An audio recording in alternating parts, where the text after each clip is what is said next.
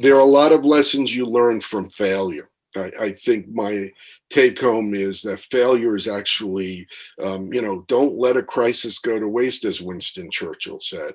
You're going to fail in this field. You just are. It just bad diseases, bad things happen. You make bad mistakes sometimes, not intentionally, of course. And those are the crises that you need to learn from.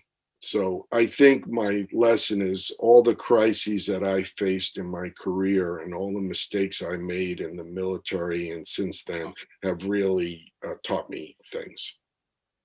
I think that really dovetails very nicely into the idea of extreme ownership, and that's something that I think is so important in neurosurgery because, as Dr. Ellenbogen said, I mean, neurosurgery is because something is going wrong. Otherwise, we wouldn't have a job. And then, we plan for plans A, B, C on through Z. But even so, something else is going to go wrong and something's going to present slightly differently and then something's going to change and you just have to know that that's the case, and then you have to own what your reaction to that is. And sometimes we have just the right reaction. Sometimes what we've trained for, what we've done, we've seen it before, we know what to do. And sometimes we mess it up, and I can honestly say that I still mess it up, and I do the best I can, but sometimes I choose the wrong thing. And I think, that what is so critical in that is to own when you mess it up. You can own when you do it right. That's easy to do. When you do that, actually, that's when you give the credit to the people and the team around you. So when things go well, the team gets the credit. When things go horribly awry, you take the onus on that. And I think that really serves you well as a leader. It serves you well in the team building. People will follow you to the ends of the earth if they know that you have their back. And I think that's when you learn the most, is when you say, okay, this went wrong, and now how do we fix it, and how do we do it better the next time?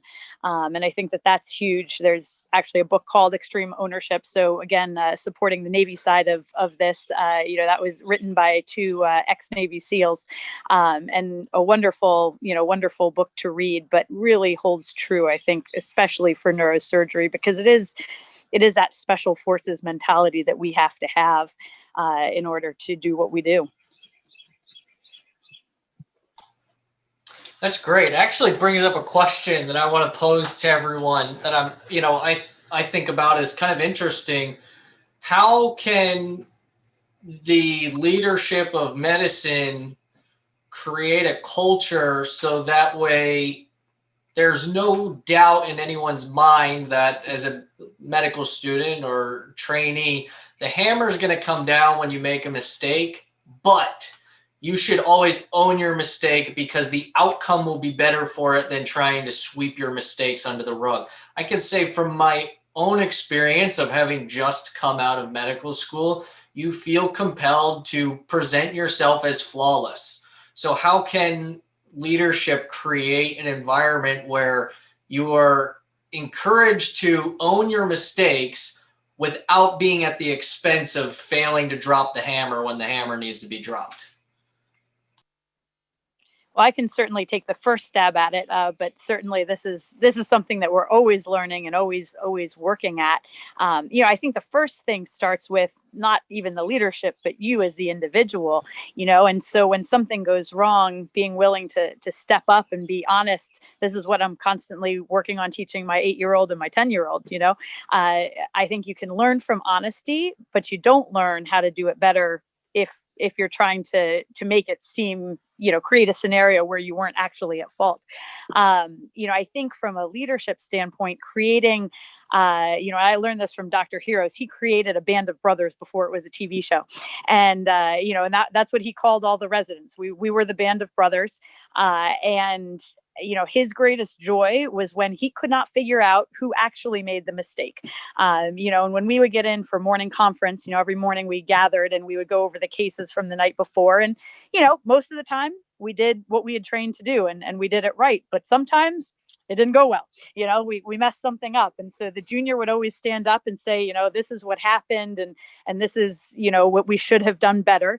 And I think it's always it's always a very easy way to present when you say, this is what I should have done better, rather than saying, oh, this is what I did wrong, but you're not offering up the solution.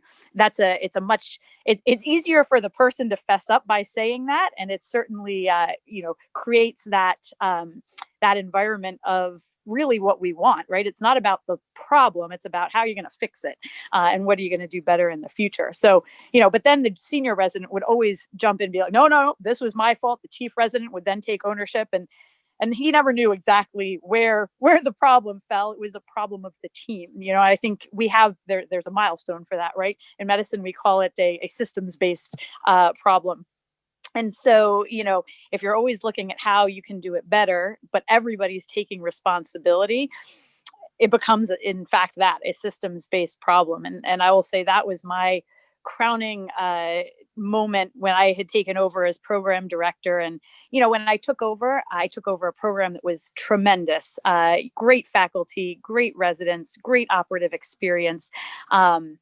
But they didn't have that team idea involved with the residents. And so, we kind of modeled what it could look like. And it took a couple of years. But I tell you what, in that second year, when we were going through M&M and something had just not been done right. And I said, what was the problem here? And the junior resident said, this is what I should have done better. And then the resident above them said, no, it was my fault. I should have done this. And then the chief stood up. I mean, I almost burst into tears there. But that's how you do it. That's how you fix and optimize what could have, what went wrong and how it could have been done better. That's what it's all about. We can't always fix the things that we mess up, but we can always make them better in the future. My dad, actually, he's a periodontist, but he starts every lecture. He was at Bethesda Naval Hospital for a long time. And every lecture he gave to his residents, he always started first by thanking the patients that he had been able to treat for everything that they had taught him. And, there were no patients actually in the room when he gave those lectures. But I think that that's something that's really important for us to always be thinking about.